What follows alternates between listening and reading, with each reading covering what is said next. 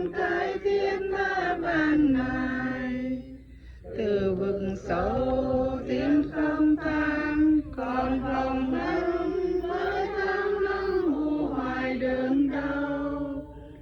Mẹ mẹ ơi hãy đoái thương lòng từ bi hãy chiếu soi hết mọi linh hồn.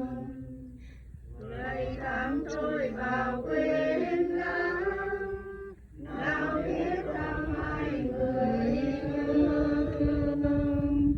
Để sầu lung tung mở đôi mắt miệng máu đêm ngày nung nấu đớn đau khôn lường.